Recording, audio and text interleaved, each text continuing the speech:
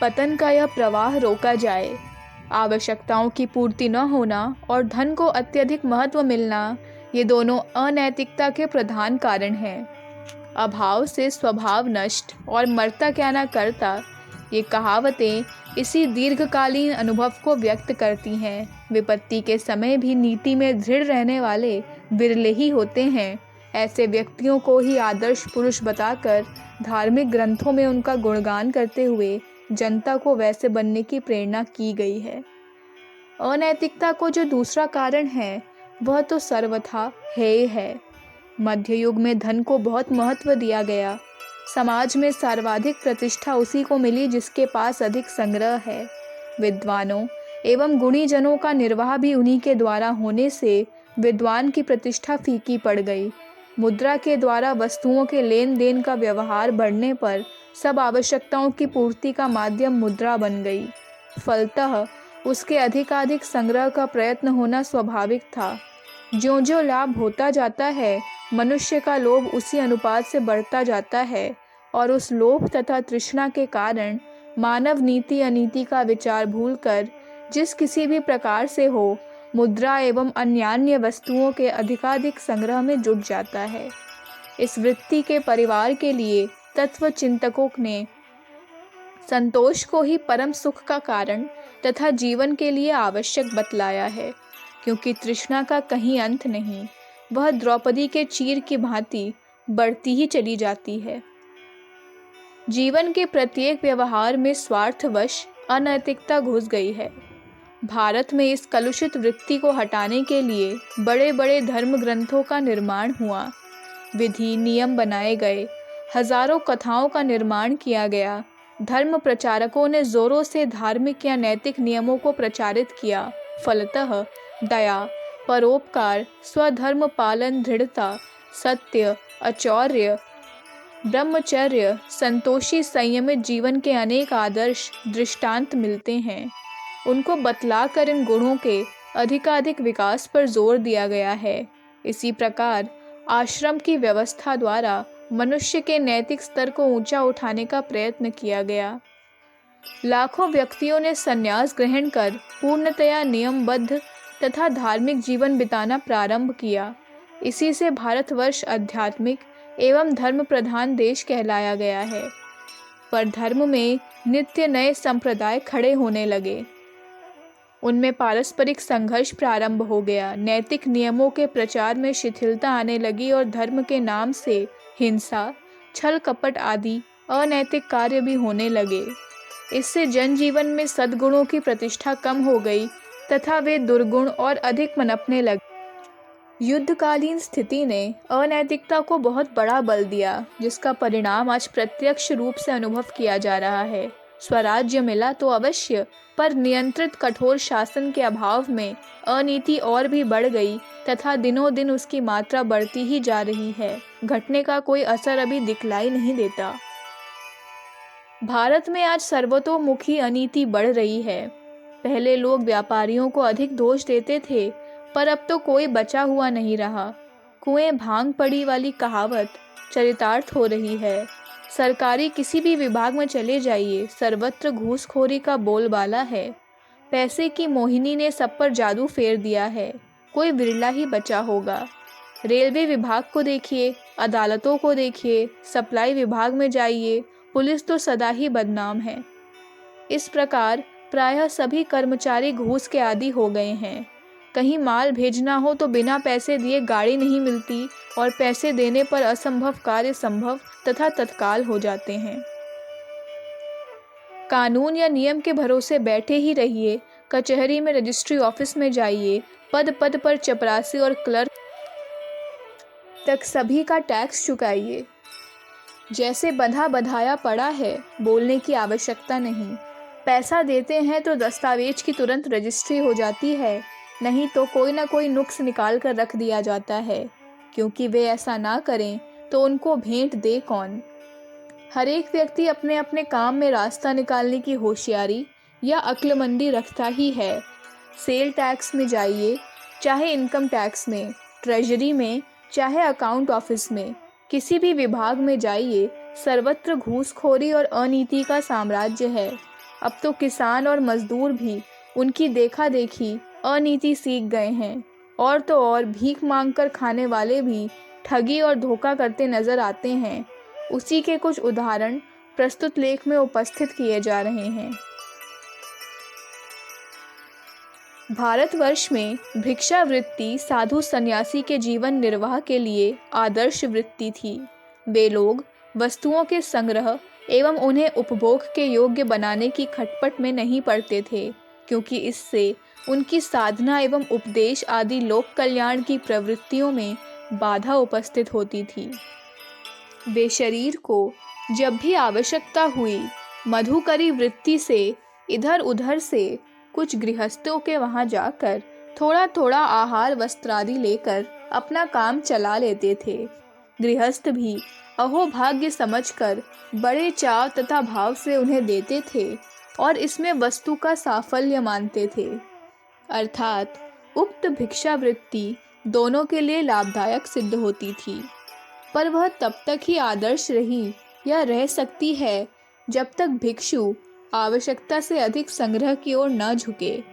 भिक्षु पेट में समाये इतना ही आहार ले, सुबह की भिक्षा को संध्या के लिए भी संग्रह ना करे। सन्यासी के अतिरिक्त अन्य भिक्षुक जो अंधे, लूले, लंगड़े, अनाथ अर्थात काम करने में अशक्त होते, वे भी भिक्षा मांगकर जीवन निर्वाह करते। लोग उन्हें दया करुणा की भावना से देते, अतः सन्यासी भिक्षु को श्रद्धा से एवं अशक्त भिक्षुओं को करुणा से देने वाला भी लाभ में रहता तथा लेने वाले का भी निर्वाह हो जाता। पर जब कई लोगों ने भिक्षावृत्ति को कमाई का या धन संग्रह का साधन ही मान लिया और उसके द्वारा संग्रह करना प्रारंभ किया, तब इसमें सहज ही अनैतिकता का प्रवेश हो गया। जनता की भावना भी बदल गई और उभय दृष्टि से वह लाभ के बदले हानिकारक सिद्ध होने लगी। आवश्यकतावश किसी से कोई चीज मांगकर जीवन निर्वाह करना भिक्षा है। प्राचीन काल की भिक्षावृत्ति सात्विक थी। उसमें लेने वाला साधक अपने सहायक शरीर को टिकाए रखने मात्र के लिए ही लेता और देने वाला श्रद्धा भाव से देता, अतः दोनों में सात्विकता थी। भारत में मध्यकाल में कई लोगों का तो देने वालों का कुछ काम करके अपनी आवश्यकताओं की पूर्ति स्वरूप उनसे कुछ द्रव्य या वस्तुएं लेने का पेशा हो गया था। यह विशुद्ध वृत्ति तो नहीं थी, पर कुछ न कुछ काम करके लेने से वह निभाने योग्य रही, जैसे ब्राह्मण लोग क्रिया कांड आदि अनुष्ठान कराते।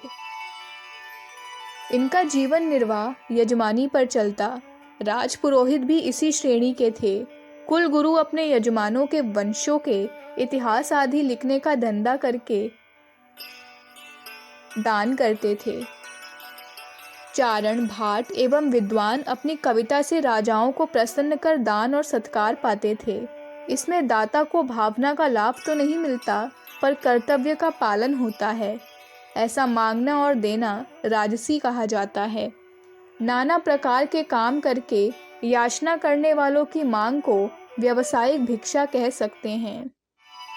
तीसरी श्रेणी तामसी भिक्षा की है, जिसमें दाता को बाध्य होकर देना पड़ता है। लेने वाला ऐसी परिस्थिति पैदा कर दे कि उसकी मांग पूरी की जाए। क्रोध से और लोकलाज के भय से लिया और दिया हुआ दान तामसी है।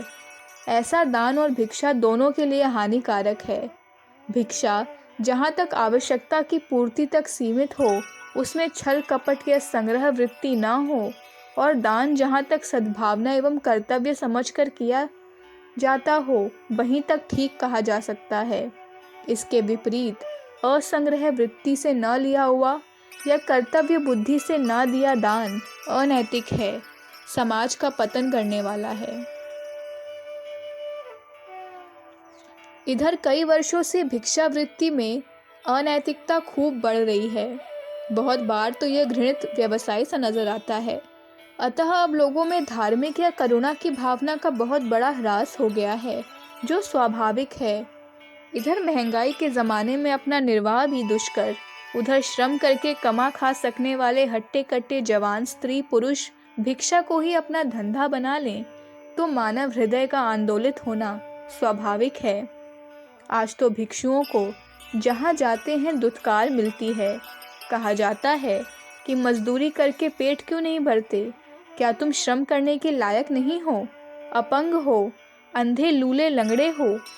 आज भिखमंगों की अनीति के किस्से जगह जगह देखने सुनने को मिलते हैं। भिक्षा के नाम से वे धोखा देते हैं। 2-4 अनुभूत घटनाएं बतलाऊं।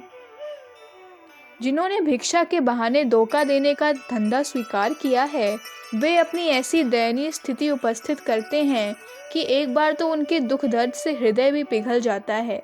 कोई आकर कहते हैं कि हम शरणार्थी हैं, अमुक स्थानों के रहने वाले हैं। बहुत ही दयनीय स्थिति हो जाने से सब छोड़ छाड़ कर इधर आने पर बाध्य हुए हैं।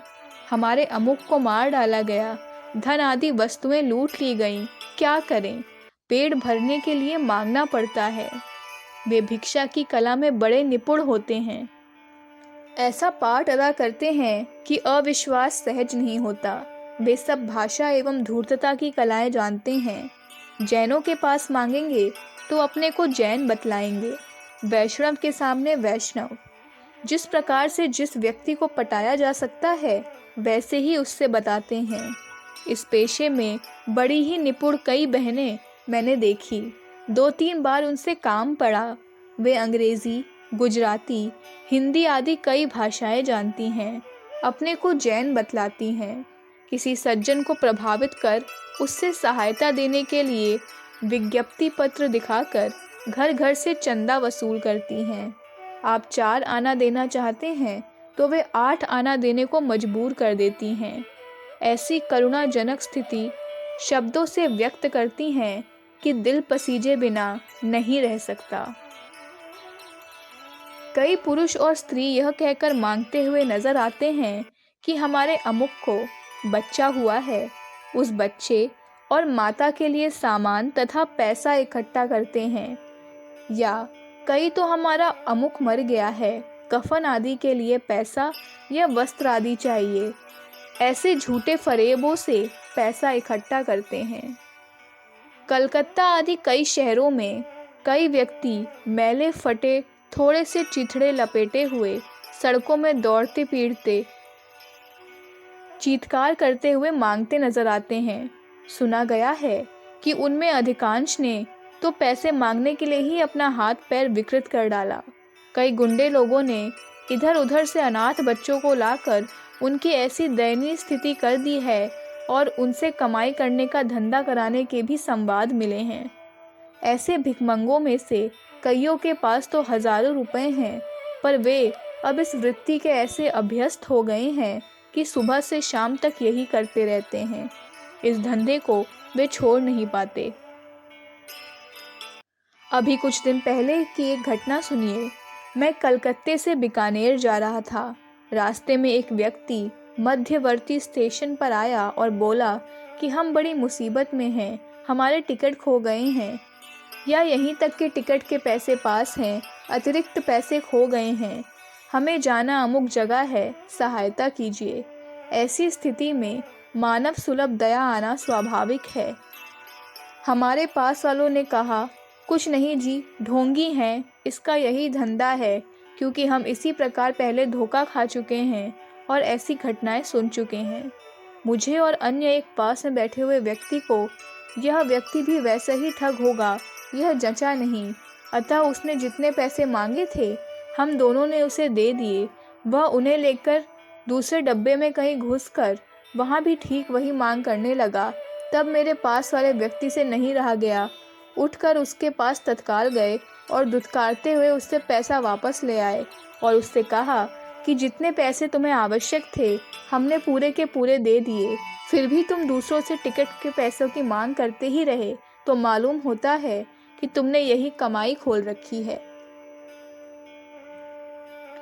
प्रश्न पैसे का नहीं है। मुझे यह देख बड़ा दुख हुआ कि ऐसे ठग व्यक्तियों के कारण ही वास्तविक आवश्यकता वालों के लिए भी द्वार बंद हो जाते हैं। लोग सभी को ढोंगी समझने लग जाते हैं। सच्चे ज़रूरतमंद या सहायता योग्य व्यक्ति भी ऐसा धोखा देने वालों के कारण कष्ट उठाते हैं तथा सहायता से वंचित रह जाते हैं। इसलिए सरकार को भिक्षावृत्ति प्रतिबंधक कानून बनाना पड़ रहा है। कैसी दयनीय स्थिति है। अनैतिकता का कितना बोलबाला हो गया है। जीवन के हर क्षेत्र में उसने कितने लंबे पैर पसार दिए हैं। न मालूम कैसे और कब उसका अंत होगा। भिक्षावृत्ति जैसे सात्विक कर्म भी इन ठगों के कारण गर्हित हो गए हैं। इस दूषित वृत्ति का नाश हो, लोगों का नैतिक स्तर ऊंचा हो, इसके लिए प्रयत्न किया जाना चाहिए तथा ऐसे लोगों को विविध उद्योगों की शिक्षा दी जानी चाहिए और कुछ नए उद्योग, धंधे या काम चालू कर उनमें इनको लगाना चाहिए।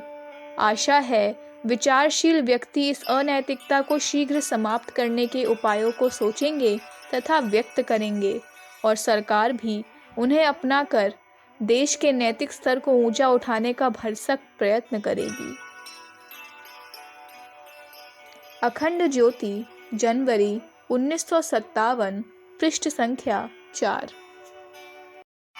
हमारे YouTube चैनल विचार क्रांति दूत अखंड ज्योति पत्रिका को सब्सक्राइब करें एवं अगली वीडियोस प्राप्त करने के लिए बेल आइकन दबाएं। धन्यवाद।